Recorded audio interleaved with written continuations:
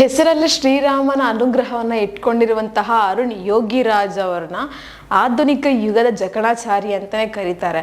ಯಾಕಂದ್ರೆ ನಮ್ಮ ದೇಶದ ಹೆಮ್ಮೆ ಆಗಿರುವಂತಹ ರಾಮ ಮಂದಿರದಲ್ಲಿ ಇರುವಂತಹ ಬಾಲರಾಮನ ಕೆತ್ತನೆಯನ್ನು ಮಾಡಿದಂತಹ ಕೀರ್ತಿ ಇವರಿಗೆ ಸಲ್ಲುತ್ತೆ.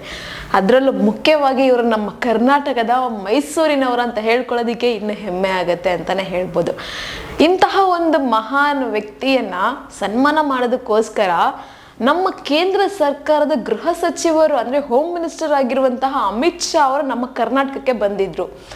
ಬಂದ ನಂತರ ಒಂದು ಅರುಣ್ ಯೋಗಿರಾಜ್ ಅವರಿಗೆ ಸನ್ಮಾನ ಮಾಡಿ ಅವರಿಗೆ ಅಭಿನಂದನೆಗಳನ್ನೆಲ್ಲ ತಿಳಿಸ್ಕೊಟ್ರು. ಏನೇ ಆಗಲಿ ನಮ್ಮ ಒಂದು ಕನ್ನಡಿಗರು ಈ ರೀತಿ ಒಂದಲ್ಲ ಒಂದು ಕ್ಷೇತ್ರದಲ್ಲಿ ಹೆಸರು ಮಾಡ್ತಾ ಇರೋಂಥದ್ದು, ಅದು ದೇಶವೇ ತಿರುಗಿ ನೋಡುವಂತಹ ಸ್ಥಾನಕ್ಕೆ ಹೋಗ್ತಾ ಇರೋಂಥದ್ದು ಇನ್ನೂ ಒಂದಷ್ಟು ಖುಷಿ ಕೊಡುವಂಥ ವಿಷಯ. ಅದರಲ್ಲೂ ಎಂಥ ಮಿನಿಸ್ಟರ್ಸ್, ಎಂಥ VIP ನಮ್ಮ ಕರ್ನಾಟಕಕ್ಕೆ ಬಂದು ಅವರನ್ನ ಸನ್ಮಾನಿಸಿ ಹೋಗುವಂಥ ಕೆಲಸವನ್ನು ಮಾಡ್ತಾ ಇದ್ದಾರೆ ಅಂದರೆ ಇನ್ನಷ್ಟು ಖುಷಿ ಅಂತಲೇ ಹೇಳ್ಬೋದು.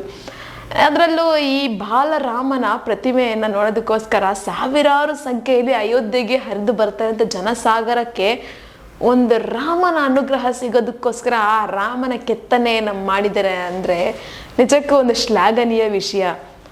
ಆ ಒಂದು ರಾಮನ ಕೆತ್ತನೆಯ ಕಣ್ಣುಗಳಾಗಿರ್ಬೋದು, ಪ್ರತಿಯೊಂದು ಅಷ್ಟೇ ನಿಜಕ್ಕೂ ಆ ದೇವರಲ್ಲಿ ಆ ನಿಜವಾದ ಶ್ರೀರಾಮ ಅಲ್ಲಿ ನಿಂತಿದ್ದಾನೆ ಅನ್ನೋ ರೀತಿ ನಮಗೆ ಭಾಸ ಆಗತ್ತೆ. ಹಾಗೆ ಇಂತಹ ಒಂದು ಕೆತ್ತನೆಯನ್ನು ಮಾಡಿದಂತಹ ಕೈಗಳಿಗೆ ಸನ್ಮಾನ ಮಾಡುವಂತಹ ಕಾರ್ಯ ಅಮಿತ್ ಶಾ ಅವರು ಮಾಡಿದ್ದಾರೆ. ಈ ವಿಷಯ ನಿಮ್ಗೆ ಕೇಳಿ ಹೇಗನ್ನಿಸ್ತು ಒಂದು ಕಮೆಂಟ್ ಬಾಕ್ಸಲ್ಲಿ ಕಮೆಂಟನ್ನು ಹಾಕಿ. ಹಾಗೆ ನಾನು ಹೇಳಿರೋ ಇನ್ಫಾರ್ಮೇಷನ್ ನಿಮಗೆ ಇಷ್ಟ ಆಗಿದ್ದರೆ ಒಂದು ಲೈಕ್ ಮಾಡಿ, ಶೇರ್ ಮಾಡಿ, ದಯವಿಟ್ಟು ಸಬ್ಸ್ಕ್ರೈಬನ್ನು ಮಾಡ್ಕೊಳ್ಳಿ.